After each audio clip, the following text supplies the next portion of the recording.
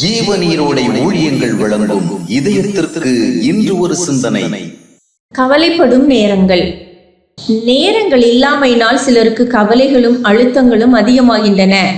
நேரம் மிகுதியாய் இருப்பதாலும் சிலருக்கு கவலைகள் மிகுதியாகி போகின்றன. எப்பொழுதுமே துக்க முகத்துடனும் சலிப்புமிக்க தோற்றத்துடனும் காணப்பட்ட ஒருவரை குறித்து இன்னொருவர் அவருக்கு கவலைப்பட ஏராளம் நேரம் கிடைக்கிறது என்றாராம். சிலர் கவலைப்படுவதிலும் சோர்வுக்குரிய காரியங்களை சிந்திப்பதிலும் நடந்து முடிந்த சோகமான நிகழ்வுகளை குறித்து திரும்ப திரும்ப அசை போடுவதிலும் முழு நேரத்தையும் செலவழிக்கின்றனர். எனவே அவர்களுக்கு சமாதானத்தை உணரவும் சந்தோஷத்தை உணரவும் வாய்ப்புகள் மிகவும் குறைவு. அணை கடந்து போன வெள்ளம் அழுதாலும் திரும்பாது. உடைந்து போன மண்கலத்தை எத்தனை முயற்சி செய்தாலும் பழையது போல ஒன்று சேர்க்க முடியாது. கவலைப்படுகிறதினால் ஒரு முளத்தை கூட்ட உங்களால் முடியாது என்றார் இயேசு.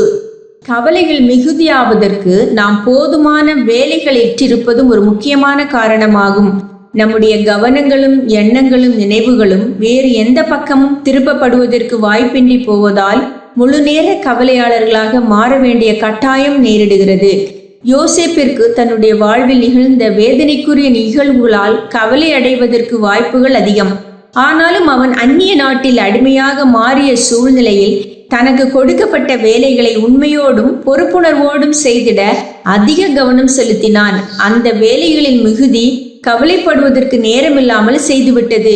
எனவே அவன் அந்த சூழ்நிலையிலும் அடுத்த கட்ட முன்னேற்றத்திற்கு நேராக செல்லவும் அதனால் மனதை ஆற்றிக்கொள்ளவும் வாய்ப்பை பெற்றான். சில அரசியல் தலைவர்களின் வாழ்க்கை பின்னணியிலும் சில சமூக சேவர்களின் வாழ்க்கை பின்னணிகளிலும் மிக துயரமான நிகழ்வுகள் நடந்திருக்கின்றன.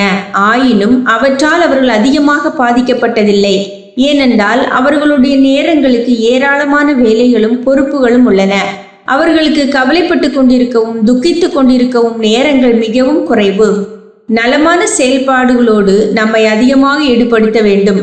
நலமான விஷயங்களில் நம்முடைய ஈடுபாடுகள் அதிகமாக வேண்டும். நம்முடைய நேரங்களை சரியாக செலவிட போதுமான வேலைகள் இருக்க வேண்டும்.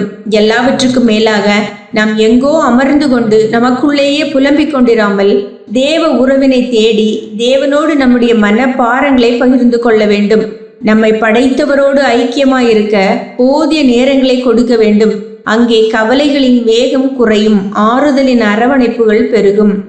சிந்தனைக்கு: துன்பம் ஒரு பாறாங்கல், தூக்கி வீசிவிட முடியாது, ஆனால் கொஞ்சம் கொஞ்சமாக புரட்டி தள்ள முடியும். துன்பம் ஒரு பாறாங்கல், தூக்கி வீசிவிட முடியாது, ஆனால் கொஞ்சம் கொஞ்சமாக புரட்டி தள்ள முடியும்.